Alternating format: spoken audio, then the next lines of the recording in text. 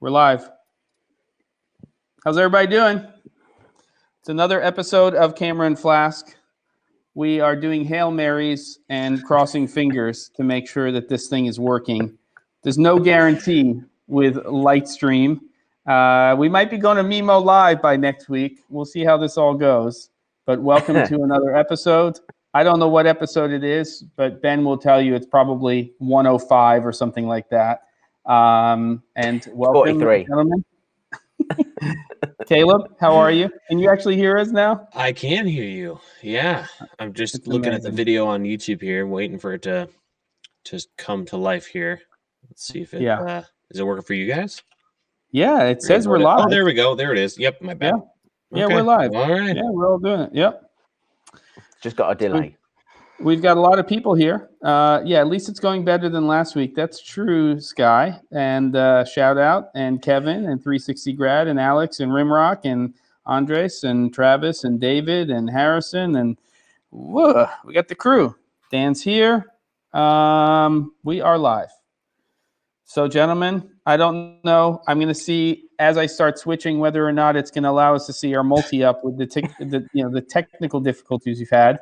In fact, let's just do a test here. We'll try to go to the Caleb view. Just don't touch anything. Yeah. Don't touch anything. Oh, No, maybe not. Hold on. Anything's possible. Waiting. We're going to see if it shows up on the screen. I'm going to move back and forth. It's going to be amazing what I'm going to do. Just wait. There's all kinds of fun stuff happening. Question, Jem, while we deal with this madness, is there a way to disable the output stream, the stream output? Do you think that's causing issues? I don't think there is. Manually just hiding it. Yeah, I don't think there is. I've been trying to. Okay. Looks like it's glitched, and we all look slightly green, but it works. Yeah, I think we may be looking at a different solution by next week, but which is a bummer because so far this looks really clean and it is really nice. So at least hopefully they'll come up with a pro version, and those people get put on top when it comes to bandwidth or something. I don't mind paying for this, so I'd be happy to. Absolutely, this is awesome. So I think what I'm going to do is continue my my gemism, and I'm going to just start to really hammer these guys over the next couple of weeks and see if I can get some more stuff going. So I think we're gonna figure it out somehow. It's gonna happen. Good. All right. Cool. Sick. Well, should we jump in while we're here on air and with everybody?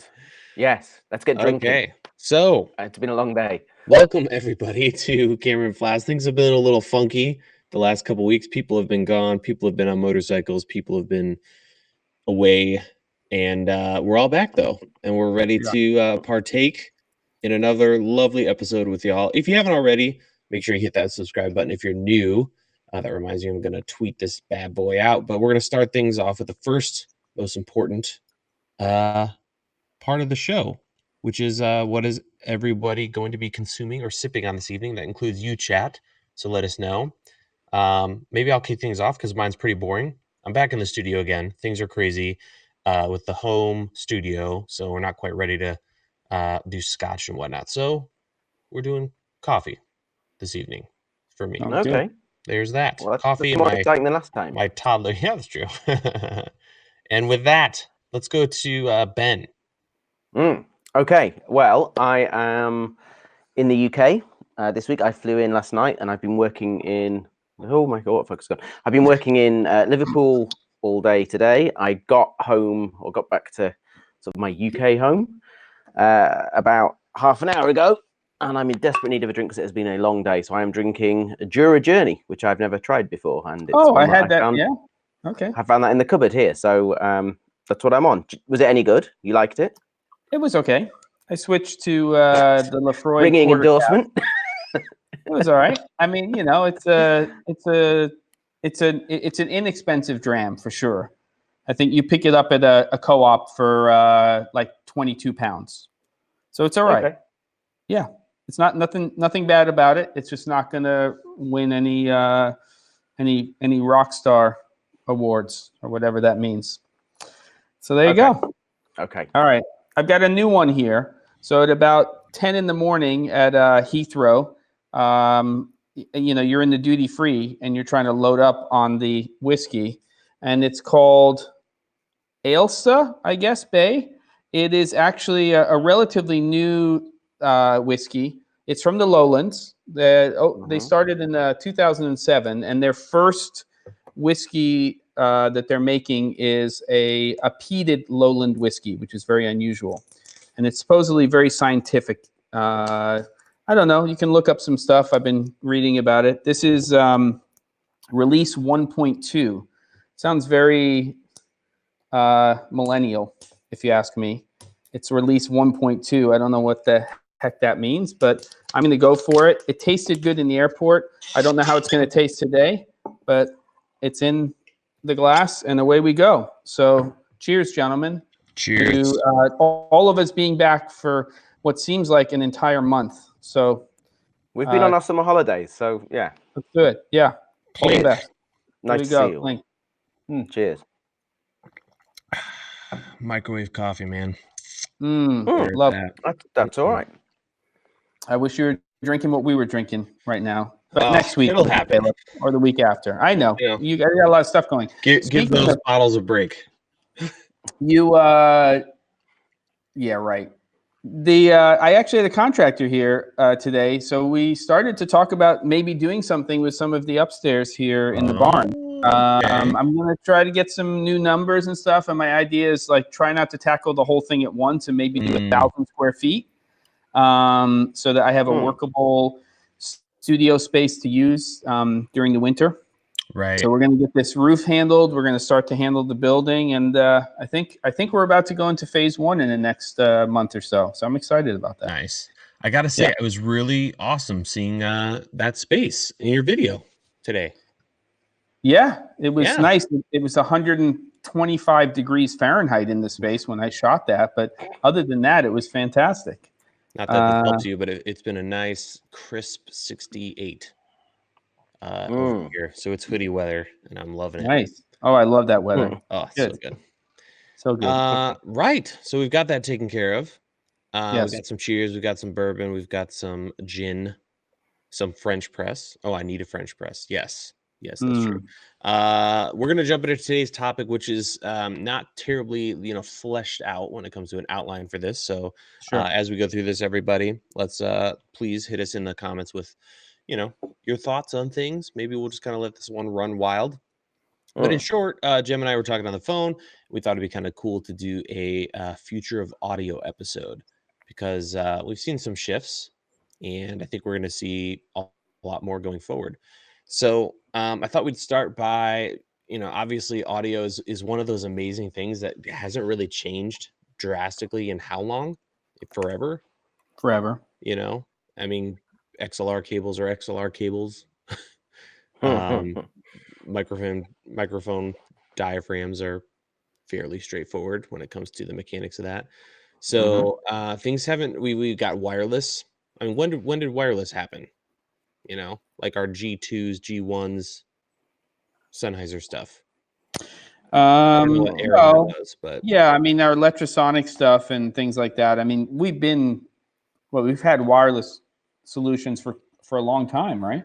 Oh, definitely, but I don't know. I actually just don't know when that went down. And I mean, at least since the 80s, but I'm not an audio guy, and I didn't really get into the video side of things until mid 90s. So at that point in time, it was all kind of happening. It just wasn't as accessible to us, and of course, nothing compared to what we have. Even in the last 2 years have been explosive in terms of wireless solutions, and it seems like every month or two we're seeing new solutions by different companies. And since wireless audio in the 80s, I feel like we haven't really seen a lot of action until. But you're right. In the last couple of years, the level of hardware stuff going on is insanity. So I thought we could kind of explore that, see where things are maybe going and where we're at now and some of the exciting stuff coming up. So do you guys have anything that you're excited about that's coming up or even kind of an audio wish list, if you will, for the next 5 years? Well, I mean, I would probably say that for me, that one of the things that I've seen a trend towards is that not only are our wireless solutions getting smaller, but we're starting to see dual channel receivers, and those are becoming affordable. And I think that that's exciting, especially for people who do documentary and corporate work, because very oftentimes you want to have two people mic'd up at the same time. And so the ability to keep the hardware relatively compact in terms of the camera side, and then to be able to feed that receiver to distinct signals is, I think, important, and has been important for me in terms of production.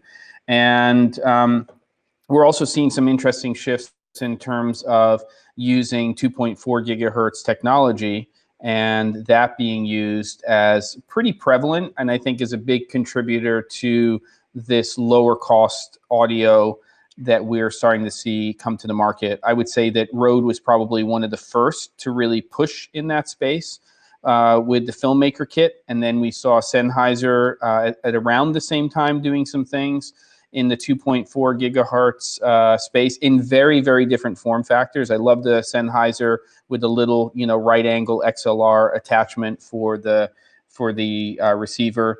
And I think that, our companies that we're really looking at right now in terms of wireless are, of course, Letrasonics. Their products are getting smaller and smaller and very, very high end. But of course, Sony, it's Rode, it's Sennheiser, and then we're starting to see new companies like Deity and Ceramonic come into the space in varying degrees of success. And it's interesting to see where that's all going. I'm just hoping it becomes easier and easier. And I think the big thing also is that syncing is becoming a faster thing. Of course, it's almost a no-brainer with 2.4 gigahertz, but even the frequency range-based systems have finally figured out that you don't have to dig into 12 different menus, 5 levels deep, just to be able to scan for and sync your transmitter and receiver. Lost focus on you. You're back, Caleb. You are in a focus zone. There you go. You're back. All right. So that's what I gotta say. I don't know if that made any sense, Caleb, but that's kind of, those are some of the things that I've been thinking about, and I'm hoping that we continue that trend. And I'm wondering if we're going to see another frequency. Are we going to jump from 2.4 gigahertz to 5? And is that going to be our new one? Because there's a lot less stuff sitting in that band, because there's so much stuff in 2.4. So maybe that's something that's going to occur. Any thoughts on that? Yeah, it'll probably not be 5. Because it's similar. That whole tech is similar to our Wi-Fi in our phones and whatnot. So the higher you go, the more data you can transmit. But that reduces your range significantly. Okay. So like if you want to learn about like the new 5G internet we're all slowly getting on our phones, MKBHD just did a great video where he went underneath one of the 5 gigahertz towers. And like the amount of data, the speeds you have, you could blow, 100 gigs in like under a minute. Wow. It's just insanity fast, crazy fast. Wow. Like thousands and thousands of megabytes a second or something absurd. But if you just start walking down the block, it just drops real quick. Right. Whereas 2.4, it's that whole thing. So 2.4 is crowded. What would be cool is if they could do like in the ones, but I don't know if that's enough data. So that's what the challenge, right? And just 2.4 gigahertz, because it's in everything. The chips and tech is cheap. So, but yeah, I'm sure they'll get it sorted. I wouldn't be surprised if in 5 years from now, like everything's wireless. Right. And some companies have it figured out, like Letrasonics. I mean, correct me if I'm wrong. People who have actually used it, their stuff is pretty much just rock solid. Like it just doesn't fail, right? That's what I've heard, at least from people that own those systems. I mean, I think it's region to region or country to country. In the United States, I have basically never seen a sound recordist that I've hired use anything but Letrasonics for wireless transmitters and receivers. So I don't know if that's actually true over in Europe or not, but yeah, they seem to be the workhorses of the industry, as does here in this country sound devices for mixer recorders. But I've heard that that's not necessarily true over in Europe. So not all sound recordists are going to be using sound devices for that particular application. So I'd love some people who are overseas and in other locations to chime in too. The chat is blowing up. I mean, people are having some great conversations here about, about stuff. Yeah, it What seems about like you, Ben? a very common setup is this. Oh yeah, Ben, hit me. I forgot. We didn't get to you. Well, I guess sort of the same, really. I think there's so much limitation in that 2.4 space, and I agree completely that I think we're looking at a different transmission frequency for those, because there are so many problems, and in terms of range as well with those systems. And what's exciting and it's been interesting over the last couple of years, as Jen was saying, is how easy those things are to set up now with all those new systems that are coming in using that 2.4 space, particularly. They're very, very plug and play now. I remember doing a workshop with Jem on setting up wireless systems years and years ago, and how complex that was, and how easy that is now. So that's an interesting trend. I think, in terms of things that I'm excited about, probably more in terms of the format that we're going to, so the 32-bit, obviously, but also in terms of the post and those kind of very accessible, very affordable audio post solutions that are now being included in a lot of NLEs and also standalones. And obviously we've talked about the RX setup several times on various episodes over the last year or so. But that kind of stuff, and the way that technology and that AI makes people sort of like me, sort of those one-man bands who are definitely not an audio specialist, be able to really recover our shitty mistakes is very interesting. And I think that there's an awful lot to come in that field, really. So that's the stuff that I'm most excited about. No, yeah, that's that. I'm really curious to see what that whole 32-bit float stuff is going to look like now that it's getting more there's more competition.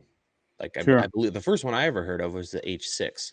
I don't know if there's anything else out there that has it, but and then Jem sent me an email the other day that Sound Devices is also jumping into that game with the MixPre 3.2. Yes, And the MixPre new 6.2. Yep. And all those other ones. Yep. So that's super dope. And the software is really, like, I was going back and forth with Jem about Isotope software. And I got the elements and it was working well. And then I was like, I was dealing with some reverb issues, and I just was like, you know what?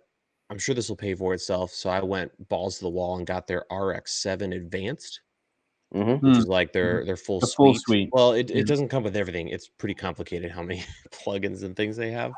Like, Yeah. it doesn't have a compressor. Like, what is that? It has no compressor. You have to. Oh, the get full your own one doesn't? compressor. Okay. Yeah, the advanced.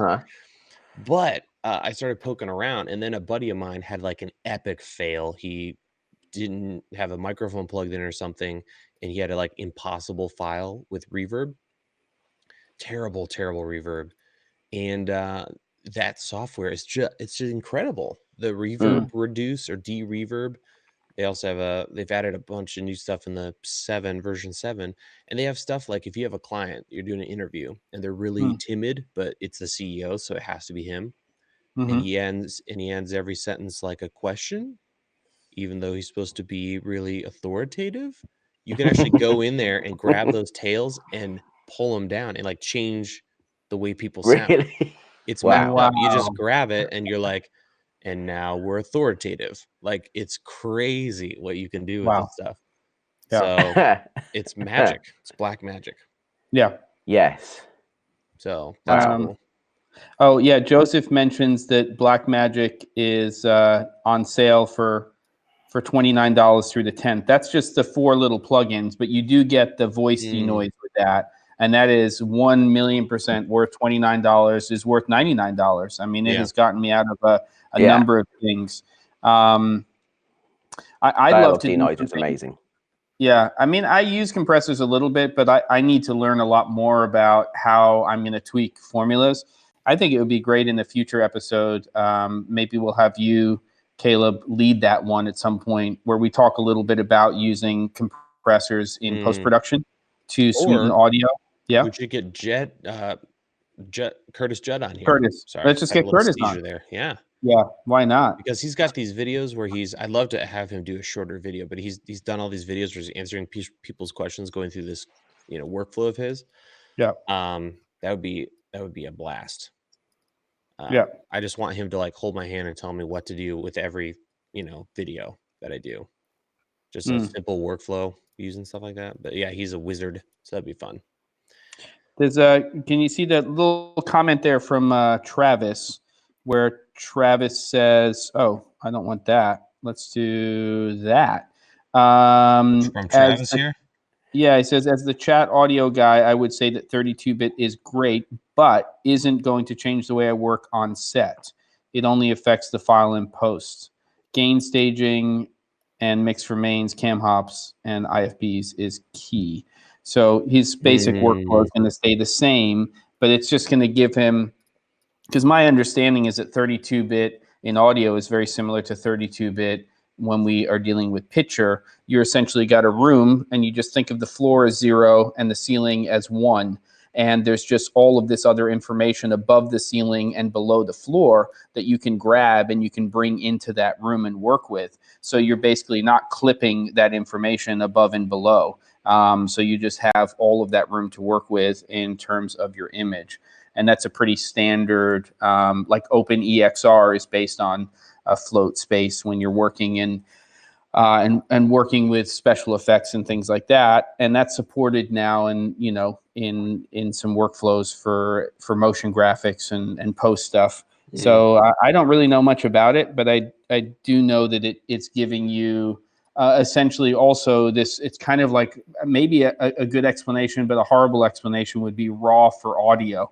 It's like it's capturing everything that particular recorder can capture based on the microphone or microphones that you're using.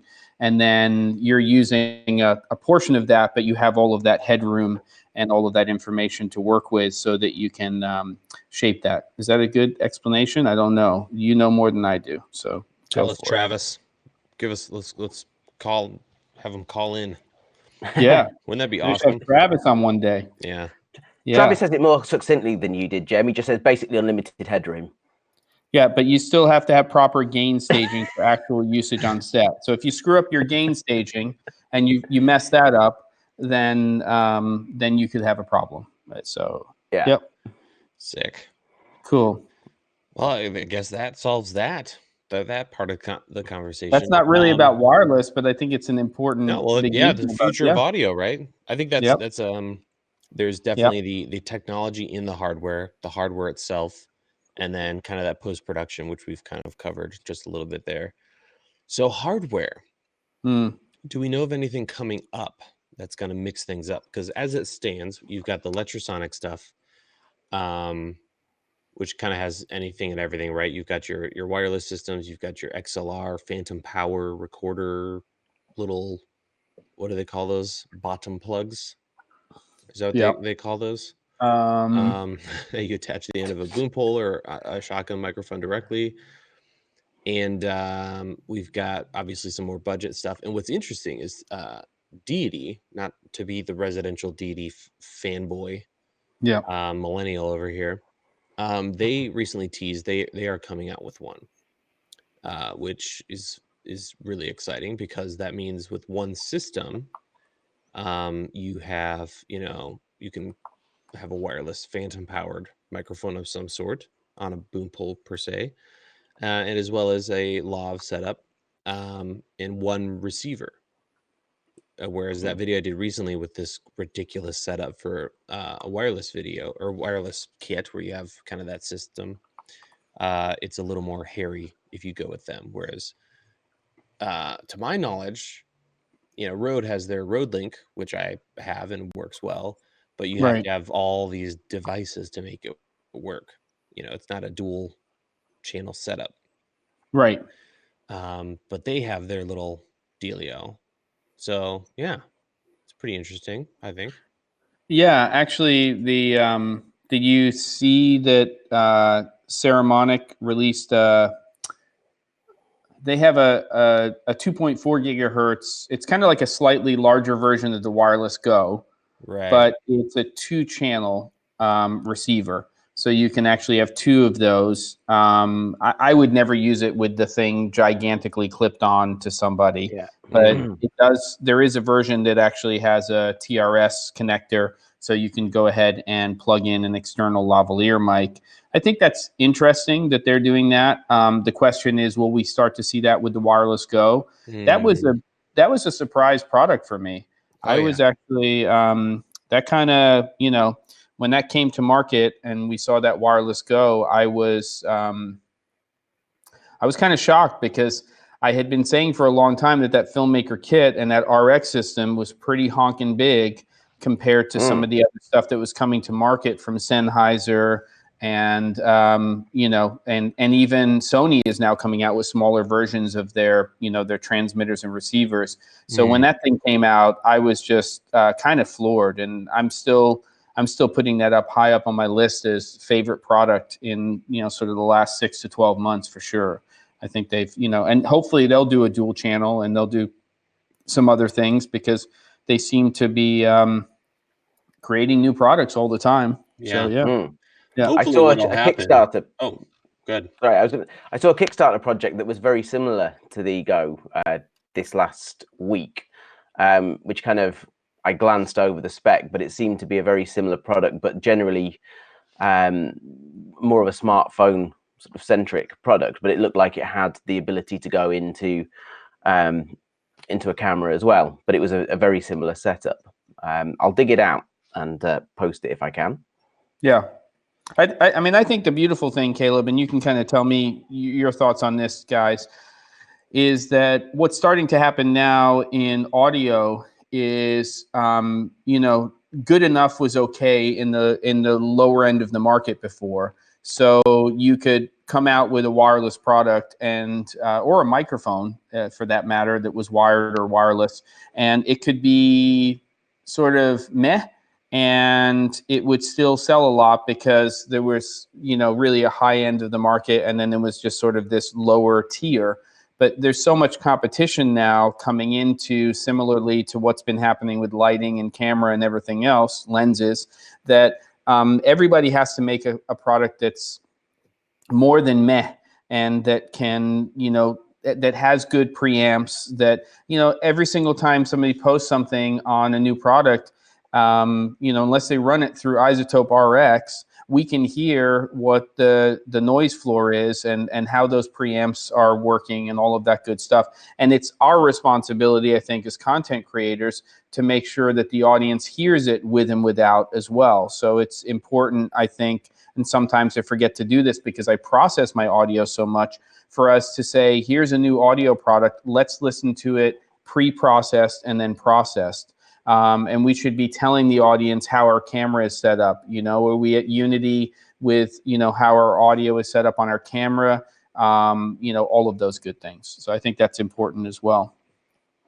Oh, and by the way, just one last thing. What is up with Canon not putting 24p in 4K in their 2 new cameras? I just wanted to put that out there. It's just a little drop of something. I don't want to start a war here. Well, there's no war. It's just ridiculous. Sorry. It is insane. It is insane. Bonkers. Sorry, Caleb. I mean, what? No, because fine.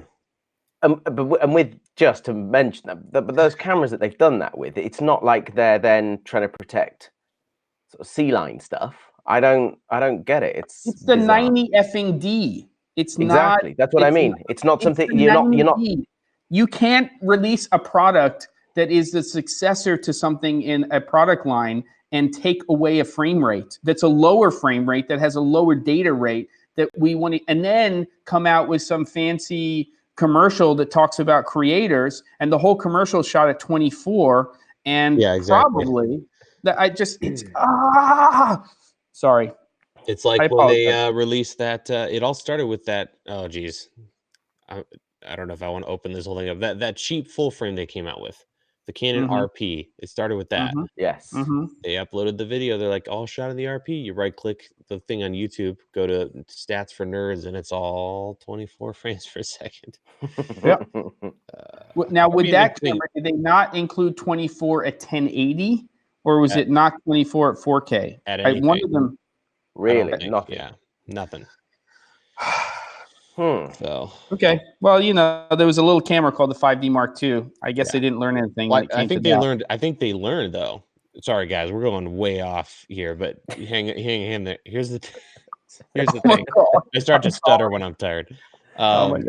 Here's the Or thing. upset. This is what happened. I think they're like, oh, we got the R. We're gonna do this whole RF Pro video thing someday. We've got our cinema line. Let's just stick it to them. And we know that all these cinematographers and filmmakers love their 24 frames per second. They flipped out when we came out with the 5D without it.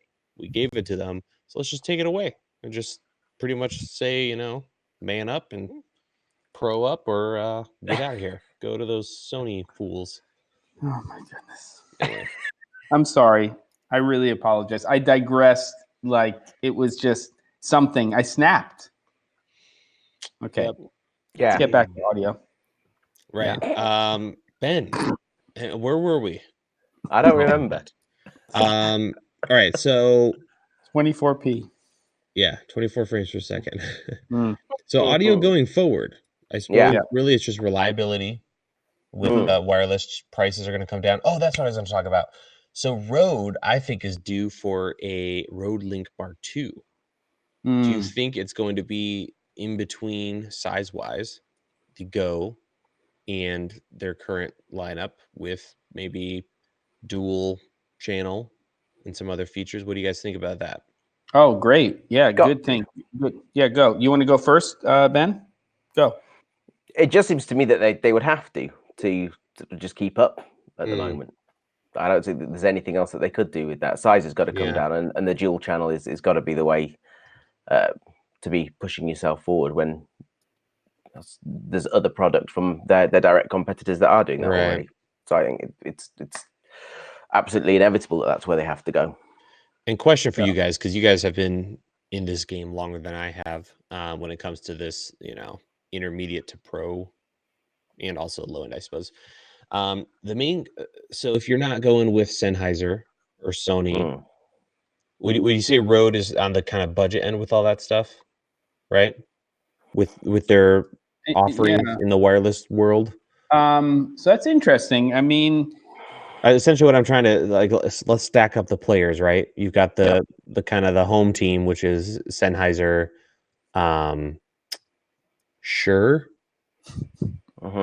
maybe, Electrosonics, Sony's been in it for a while, I suppose, and then you have Rode, and there's the real new kids, or let's just say it as it is, China, with Deity, even though they have a US presence, and Saramonic, who recently is now part of Mac Group, and so essentially what I'm trying to do is stack up. Like, I feel like there's kind of been an establishment. Rode has been making budget at the time, budget friendly stuff forever, and they were they kind of, let's be honest, they pretty much had a a monopoly, wouldn't you say? Both with like the they Rode being like and a monopoly. Yeah, no, it was both. Yeah, and then you've got Deity. And Saramonic has just been kind of a slow ramp. Deity just like exploded out of nowhere because they kind of had this like backing with Aperture, if you will. Sure. Momentum. Yeah, sure. And it's going to be really interesting going forward because you've got some pushback on Rode. They've got some competition on that lower end. Yep. Saramonic has been slowly getting better. I haven't tried some of their stuff recently. I feel like it was always like, oh, this is a great idea, but it never quite, took care of business. And then Deity, they've had little bugs here and there. Yeah. And I feel like they're kind of in their 120D or 120 120, yeah, the original 120D, or kind of right before then. You know, it's cool, it's good, it's but hopefully what'll happen is they'll do exactly what Aperture did, which is just like every year, bam, bam, bam, bam. Yep. Yeah. Just iron it all out and come out with solid stuff. Because I mean, Yeah. Aperture is almost rental level. It's ridiculous. Yeah. Like the new 300D is like, okay, wow. Yep. Definitely. Any thoughts on that? Essentially, yeah. I mean, I would say for me that the way I look at the market right now, Electrosonics is still sitting there in that top tier. So they're sitting and holding that high-end market for wireless transmitters and receivers. They're building the equivalent of little Sherman tanks. You know, they're the little engine that could, they do. And if you are thinking about making sound recording a career in terms of being a field mixer recorder, then you're probably going to look at that solution. I would say when we get into the middle tier of the market, which is definitely, corporate production, then we're absolutely looking at Sennheiser as a big player, and still are. And I think that some of their newer products have definitely said, hey, we're here, we're evolving, we're doing things in this space. And the other probably big player in that space is Sony. And I think that their UWP system is rock solid. I've been using it now for a long time. Love their dual channel receiver, and they are reacting to the market to a certain degree, in the sense that they're taking their product and they're making it smaller. I think that's a reaction to Electrosonics, not necessarily to anybody else. But they're not really jumping on the 2.4 gigahertz bandwagon too much. And then you have sort of the just below that player, which is obviously Rode, with Deity coming up from behind pretty quickly. Yeah. And I think what's interesting, though, is that Rode is a very serious R&D company. So we can argue that every single one of these companies has had a misstep here or there, save for maybe Electrosonics and Sony to a certain degree. But the reality is that there's a lot of money behind developing Rode products, and they surprise us at times. They'll come out with this podcasting solution, and I'm like, okay, so now they're really in the hardware game, and they're obviously developing on a continuous basis. And I would be shocked if they don't come up with something. It's been long enough for that filmmaker kit that it's been out, and so much has happened in the market that I can't see them not coming out with this hybrid product, like you said, Caleb, which is sort of combining all of that R&D and everything we're seeing in the wireless Go, but allowing us to use that Micon connector and have this flexible system. And I think that they could add 32-bit. They could add, dual or tri, channel receiver. A lot of the new camera systems that we're using have 4 channels of audio that they can record. So we may start to see other advances there. But I think it really comes down to reliability. One of the biggest reasons that we use wired mics even today is that wireless is still inherently less reliable than a wired microphone once you have a bad cable. So, but I really have a lot of faith that in the next few years that a lot of this will get sorted out, and we will start to rely upon wireless, pretty heavily. We're already doing it, but I think they're going to get better and better, honestly. Yeah. Here's an interesting, I'll go to you, Ben, here in a second, but I just thought of this and I don't want to let that idea disappear. Another interesting thing that we haven't really talked about, and something that, back in the day and even now still, audio is so critical. You go into a space, you're on an oil rig, right, Ben? Maybe you don't have someone who can monitor with headphones. You're not going to use a wireless system if you can help it. Sure. And I was just thinking, because I was thinking over this wireless kit that I've just recently talked about, and I should have talked more in the video about this is like proof of concept, going into the future, not something I'm recommending you're at the presidential debates and you're going to use this thing. But another thing to take into consideration is content more and more is going away from the 60 minutes style and more just do another take. And I wonder if that's playing into all of this. So not to say like, we don't need reliable gear, but I wonder if that's a big reason why, forget scale, just that type of content, why a lot of this stuff is blowing up. Well, Like a yeah, YouTuber, is more than satisfied with like the wireless Go. Anyway, just random thought. Yeah. I'm satisfied with the wireless Go for YouTube-based content, with a decent microphone.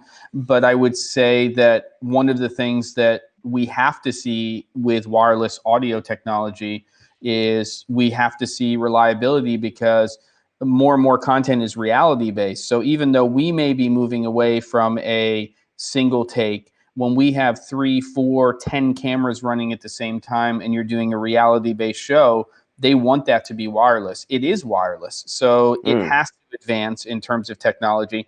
And those conditions that they're in are so varied that I think things like 32-bit and all of these other things that are going to give in post, an engineer more data to work with to save that audio, coupled with tools that companies like Isotope and their amazing engineers are creating with these crazy algorithms and things like that. I think that that's going to be, we're entering an age where the audio is really starting to go into a new place. It goes back to what you were talking about in the beginning at the head of the show, Caleb. I think that we are now starting to see rapid advances in terms of what's happening. I don't think we're going to get away from XLR as our standard connection for a long, long time in terms of a wired connection. But we are starting to see some things like on Sony cameras with the smart shoe and passing audio data through electronically through a hot shoe. So I think that we'll see more and more of those advances. And who's to say that a camera manufacturer can't also, Sony, put chips inside of their camera body, which are receivers, which basically receive signals from their transmitters. And why can't that happen in the future as well, where we don't even have to attach a receiver to the camera? The camera has the receiver built into the camera body itself. Ben? And Bluetooth level version 16 comes out, and it's all in cameras. That'd be amazing. Heck yeah. Well, that was what I was going to say on that, Jem. So going on from that is that you then see that as being an entirely sort of closed shop per manufacturer. So that Canon's cameras, not that Canon do anything like this, but they develop an audio system which works with theirs, Sony with Sony. Or do we start to see some standards coming in that everything works with? Ideally, it's an open source, right? Of course, ideally it is. And we all know that that's what we want with everything. But camera manufacturers... ProRes RAW, Blackmagic RAW. It's not... Right. I mean, we're effed. I mean, there we are. Same thing. Oh, yeah, don't get me started on that. Now it's like, now we're really going down. Just have like Jem's rant episode.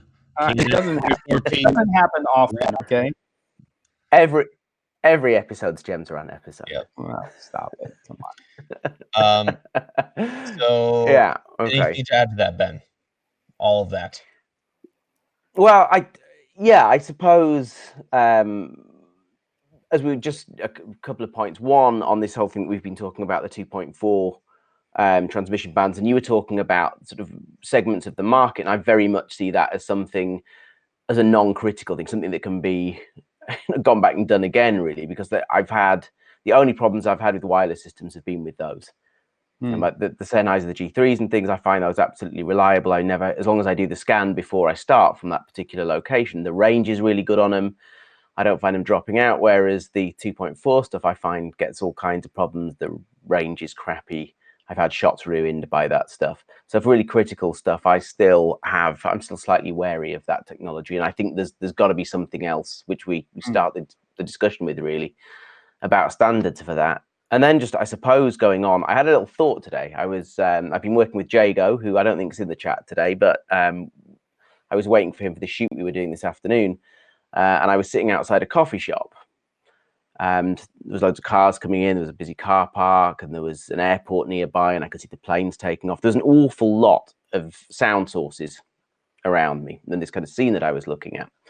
And I guess you two guys have seen the deep fake videos and how this kind of AI stuff has gone on. And there's been this app that's been in the news this week that can put you into as Leo DiCaprio in like loads of these different movies, and it puts your face on him, and then you're in Titanic, and this takes like 8 seconds or something to process. Mm-hmm. Yikes. So this level of AI, and I was also thinking about whether we were likely to see when we shoot stuff, and a lot of the kind of ends of the market that we work in, we're getting the critical audio for our talent. But if we're working on our own, we're not doing an awful lot of ambient, and we're not doing an awful lot in terms of Foley afterwards.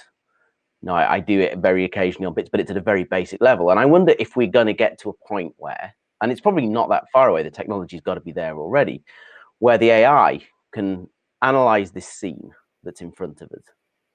It can see that we've got cars moving right to left across the screen. We've got an aeroplane going up. And that if there is a bank of Foley sound, that you can start to automatically build a soundscape out of your imagery. And it was one of these things that, knowing that we were going to be talking about this evening, that it was just going over in my head that is that technology there? And I assume it probably is. And is that something that we might see built into NLEs in the near future? Well, I think it would be amazing. I think that from a usefulness standpoint, what I would love to see, we lost Caleb. Hopefully he'll come back in a minute. Might be a battery issue. That's all right. So carry on. Back. So let's just go ahead and, one of the things that I would say, Ben, is that for me, what would be incredibly useful for most of us would be almost the opposite of what you're talking about, which is that we go to a location and we do a stand up to camera, and there's an airplane that goes overhead. There's cars that are passing by. These are all things that are not in the frame. There's birds chirping. There's the dog barking, a quarter mile away.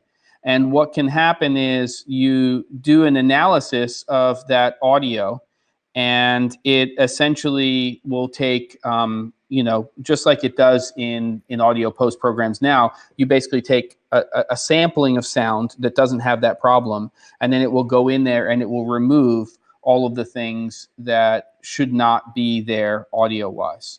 So with confidence, this is going to take a while for this to happen, you can actually roll through takes. There he is. He's coming back.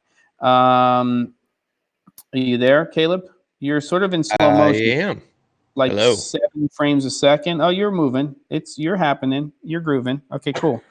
So yeah, you're good. It's a little pixelated, like a little bit earlier. That's the only thing I'm seeing. Okay. But you are here with us, and that's a beautiful thing. So I was just saying, wouldn't it be really cool if you could remove that stuff? And I think that would be incredibly useful for us in post-production, because every time I'm inside of this space, when I hear a car pass, I'm like, let's hold for sound. But if I had the confidence that it could basically do an analysis, Isotope, I hope you're listening. Travis, if you know them, have a conversation with your friends who are engineers over there or something like that. It would be incredibly useful as a tool. And you basically take a sound print, but it's doing it automatically for you. And then it's removing unwanted sounds. And you even have a checkbox because it has a database that knows that it's an airplane sound, it's a car sound, it's a lawnmower, it's a dog barking, it's a bird chirping. And you say leave that in, because you're not necessarily trying to have it analyze the picture. You're just having it analyze waveforms in terms of sound. And I think that would be pretty fantastic if we had a tool like that. Caleb, we got people. Yeah. And I think we got to acknowledge some things here. Yeah, absolutely. First, to that thing you just finished talking about, Isotope sort of has that now. In the RX-7, you get their dialogue isolator.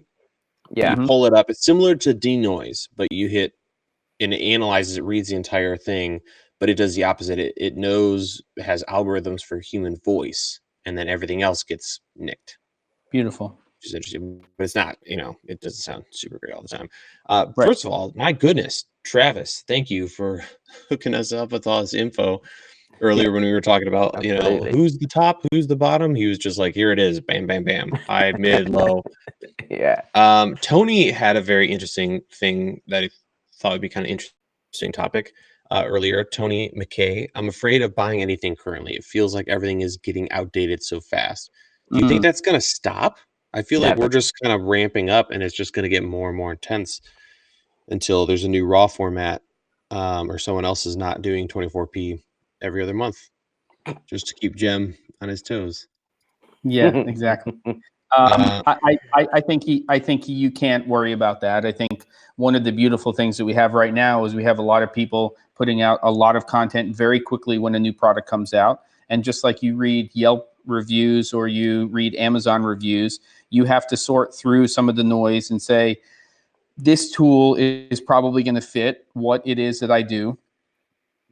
And if you are working on a pretty continuous basis and you're hopefully making some income with what you're doing, then that investment is a relatively low cost investment. I mean, anytime we're investing, between $400 and $1,000 US into something, as long as we're using it on a regular basis, it is probably a sound investment. It's when you start to get into multi-$1,000 investments that you really have to start thinking about it. But, it's like, a wireless Go for $199, add a lavalier for $79. That's a piece of kit that you can use for a lot of different applications. And if you're shooting mirrorless or you're shooting with a small format camera, that could be a great little kit. Tascam has that little audio recorder that's not wireless. It has a wired mic that has a built-in recorder into it. I'd love that in a future Rode product. If they're going to do a new successor to the filmmaker kit, put a micro SD card inside of the transmitter so that there's a backup that's always being recorded there. And you don't even have to record it to camera sometimes if you don't want to. Let's combine and create hybrid audio products that we can use in multiple different ways. Word up. Rimrock said built-in wireless video while we're at it too, if we're talking about wireless in cameras. Yeah. Yep. Which it has to be possible with that little cine, what is it called? That little thing that everyone was excited about at NAB. Yep. Any other comments here you guys are seeing? There was one back here. Unicorn A7S3. No. While he's searching, welcomes Shiznuts. Good to have you, as well as Bad Karma. Yeah. Go ahead. Oh, so Colin asked, how does the GH5 XLR adapter compare to something like MixPre 3? I kind of feel like, Caleb, that's a question for you to answer. I'm assuming that the preamps on the MixPre 3 are better, but how do you feel about that? Yeah, I would say they're better. It's just it's like apples and oranges, like the Panasonic one is awesome because it's just plugs right in, no battery needed. But it's got the little annoying stick your finger in and twist, no knobs and all that stuff, and it's missing a lot of features. Whereas the MixPre 3's got a ton of good stuff in there. Subvids, Jem, Caleb, and Ben, off topic, but I need to get a recommendation for decent hybrid cameras. I have 5D Mark II and GH4, but I'm in a position to upgrade. Thanks for your help.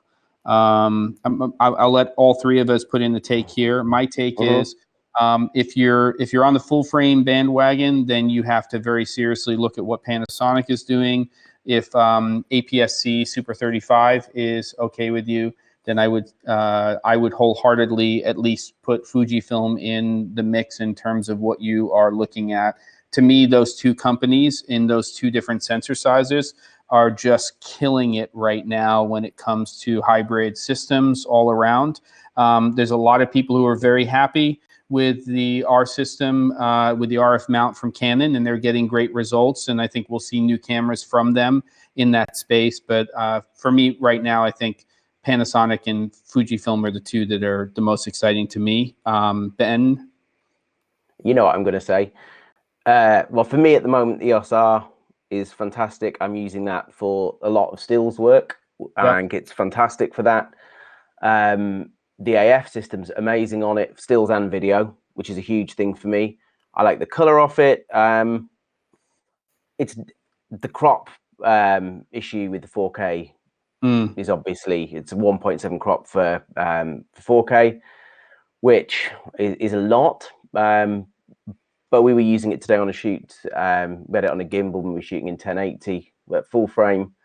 Great. I think for me, it's the best sort of sweet spot in terms of good performance as a working professional stills camera, and to be able to do professional video work with. And that's in terms of kind of robustness. The battery, this battery has done this whole episode of this, as well as an entire day shooting on a gimbal today.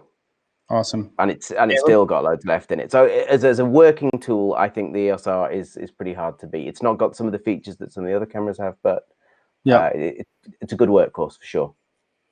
Yeah, subs, I'd say EOS R as well, or EOS, however, whatever you're supposed to say it. Really, really solid. I have heard reports of like body issues.